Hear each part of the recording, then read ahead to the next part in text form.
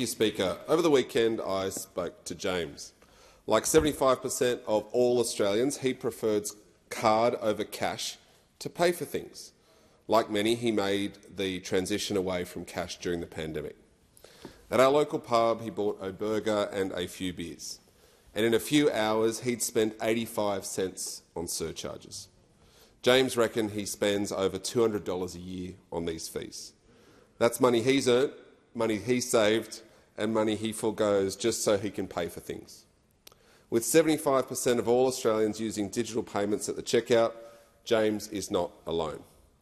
CanStar analysis from early 2024 shows that collectively, Australians are paying up to $4 billion to access their own money. Speaker, I think that Australians have had enough of this rort. Being charged to access your own money simply must change.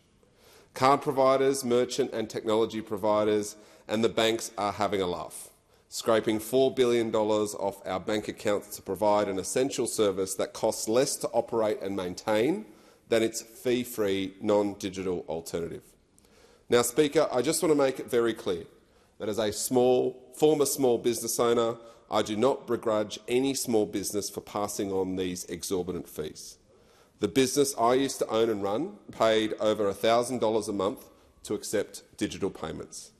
With small business owners grappling with rent, electricity and other overheads, absorbing thousands of dollars in fees is just not feasible, and more are passing this charge on, and that's fair enough.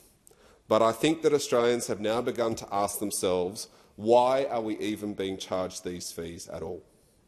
Paying for things used to be free. And for those of us who still use cash, it still is.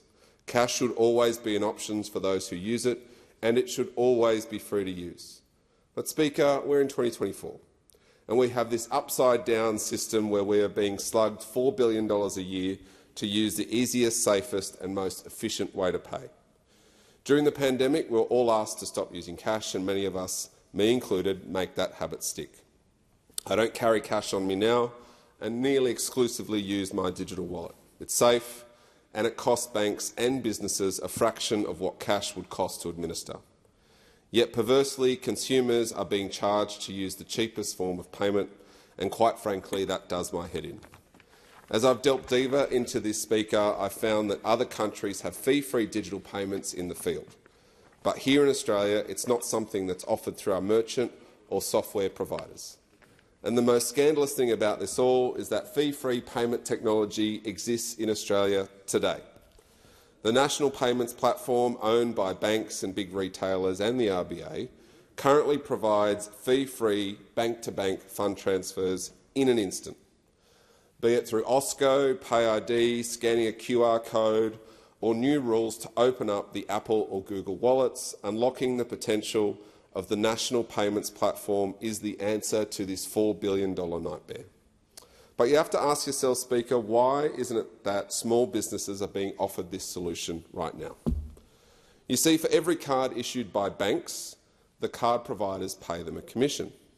And then every time that card is used, the card providers and the banks get a cut of the fees we pay along the way. Mr. Speaker, I'd put it to Parliament that these kickbacks are a part of the reason why consumers are not getting fee-free digital payments through the National Payments Platform today. Under my questioning last week, the Reserve Bank Governor Michelle Bullock admitted that these kickbacks were a concern and will be looked at as part of a series of reviews into the surcharging and payment system, and that is a good start. Speaker, I remember when sending a text message used to cost 25 cents per message. Sending a text message is now free. That same fee-free revolution needs to happen at the checkout. With our big banks posting record profits off the back of a cost-of-living crisis, the fact that card providers and the banks charge us $4 billion a year is a rort and something that needs to end. Next week at public hearings, I'll be pushing the banks to explain why they're holding fee-free digital payments back. I'll also be working with the RBA and government to get essential payments reform implemented. Together, we need to show the Parliament, the RBA and the big banks that we've had enough.